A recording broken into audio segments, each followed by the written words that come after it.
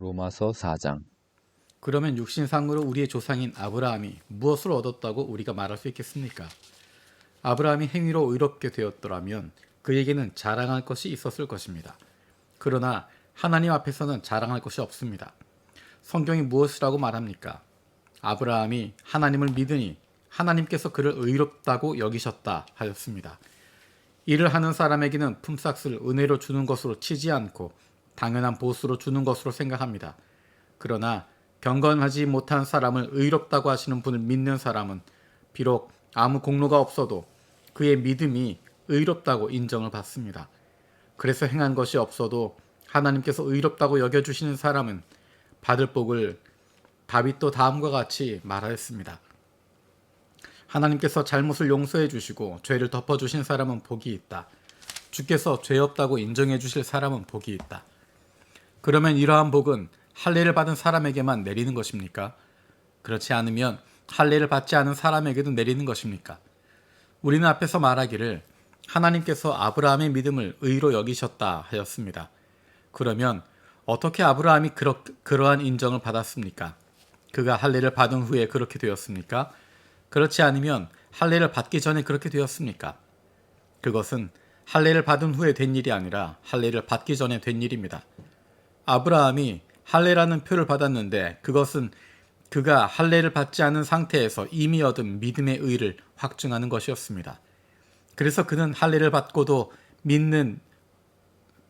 받지 않고도 믿는 모든 사람의 조상이 되었으니 이것은 할례를 받지 않은 사람들도 의롭다는 인정을 받게 하려는 것이 되었습니다. 또 그는 할례를 받은 사람의 조상이 되기도 하였습니다. 다시 말하면 할례만 받은 것이 아니라 또한 우리 조상 아브라함이 할례를 받지 않은 상태에서 걸어간 믿음의 발자취를 따라가는 사람들의 조상이 되었습니다. 아브라함이나 그 자손에게 주신 하나님의 약속, 곧 그들이 세상을 물려받을 상속자가 되리라는 것은 율법으로 말미암은 것이 아니라 믿음의 의로 말미암은 것입니다. 율법을 의지하는 사람들이 상속자가 된다면 믿음은 무의미한 것이 되고 약속은 헛된 것이 됩니다. 율법은 진노를 불러옵니다. 율법이 없는 곳에는 범법도 없습니다. 이런 까닭에 이 약속은 믿음에 근거한 것입니다.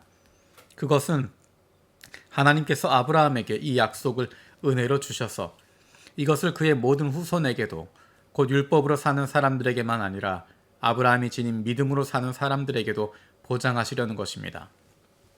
아브라함은 우리 모두의 조상입니다. 이것은 성경에 기록된 대로 내가 너를 많은 민족의 조상으로 세웠다 함과 같습니다.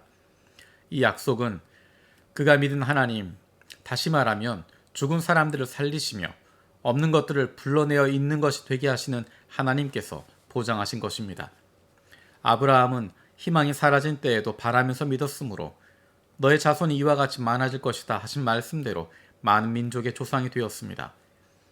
그는 나이가 100세가 되어서 자기 몸이 이미 죽은 것이나 다름없고 또한 사라의 태도 죽은 것이나 다름없는 줄 알면서도 그는 믿음이 약해지지 않았습니다. 그는 하나님의 약속을 믿고 의심하지 않았습니다. 오히려 그는 믿음이 굳세어져서 하나님께 영광을 돌렸습니다.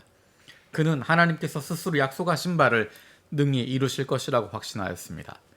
그래서 하나님께서는 이것을 보시고 그를 의롭다고 여겨주셨습니다.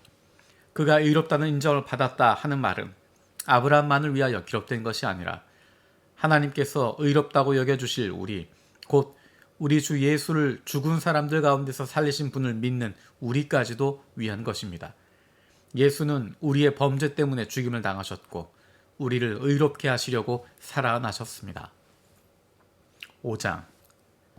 그러므로 우리는 믿음으로 의롭다 하심을 받았으므로 우리 주 예수 그리스도로 말미암아 하나님과 더불어 평화를 누리고 있습니다. 우리는 또한 그리스도로 말미암아 지금 서 있는 이 은혜의 자리에 믿음으로 나아오게 되었으며 하나님의 영광에 이르게 될 소망을 품고 자랑을 합니다. 그뿐만 아니라 우리는 환난을 자랑합니다.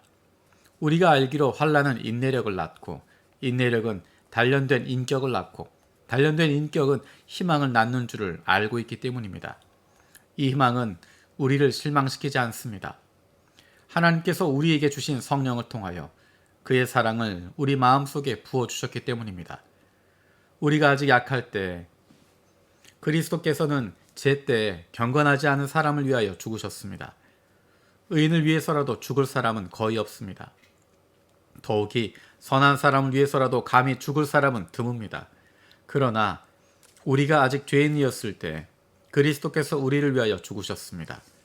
이리하여 하나님께서는 우리에 대한 자기의 사랑을 실증하셨습니다. 그러므로 지금 우리가 그리스도의 피로 의롭게 되었으니 그리스도로 말미암아 하나님의 진노에서 구원을 얻으리라는 것은 더욱 확실합니다. 우리가 하나님의 원수일 때에도 하나님의 아들의 죽으심으로 말미암아 하나님과 화해하게 되었다면 화해한 우리가 하나님의 생명으로 구원을 얻으리라는 것은 더욱더 확실한 일입니다. 그뿐만 아니라 우리는 또한 우리 주 예수 그리스도로 말미암아 하나님을 자랑합니다. 우리는 지금 그로 말미암아 하나님과 화해를 하게 된 것입니다. 그러므로 한 사람으로 말미암아 죄가 세상에 들어왔고 또 그 죄로 말미암아 죽음이 들어온 것과 같이 모든 사람이 죄를 지었기 때문에 죽음이 모든 사람에게 이르게 되었습니다. 율법이 있기 전에도 죄가 세상에 있었으나 율법이 없을 때에는 죄가 죄로 여겨지지 않았습니다. 그러나 아담 시대로부터 모세 시대에 이르기까지는 아담이 범죄와 같은 죄를 짓지 않는 사람들까지도 죽음의 지배를 받았습니다. 아담은 장차 오실 분의 모형이었습니다. 그러나 하나님께서 은혜를 베푸실 때 생긴 일은 아담 한 사람이 범죄했을 때 생긴 일과 같지 않습니다. 한 사람의 범죄로 많은 사람이 죽었으나 하나님의 은혜와 예수 그리스도 한 사람의 은혜로 말미암은 선물은 많은 사람에게 더욱더 넘쳐나게 되었습니다. 또한 하나님께서 주시는 선물은 한 사람의 범죄의 결과와 같지 않습니다.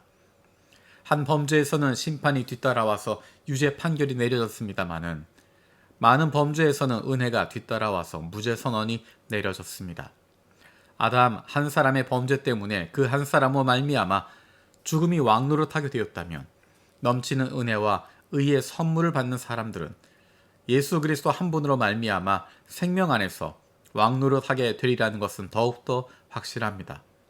그러니 한 사람의 범죄 행위 때문에 모든 사람이 유죄 판결을 받았는데 이제는 한 사람의 의로운 행위 때문에 모든 사람이 의롭다는 인정을 받아서 생명을 얻게 되었습니다. 한 사람이 순종하지 않음으로 말미암아 많은 사람이 죄인으로 판정을 받았는데 이제는 한 사람이 순종하로 말미암아 많은 사람이 의인으로 판정을 받을 것입니다. 율법은 범죄를 증가시키려고 끼어 들어온 것입니다. 그러나 죄가 많은 곳에 은혜가 더욱 넘치게 되었습니다. 그것은 죄가 죽음으로 사람을 지배한 것과 같이 은혜가 의를 통하여 사람을 지배하여 우리 주 예수 그리스도로 말미암아 얻는 영원한 생명에 이르게 하려는 것입니다.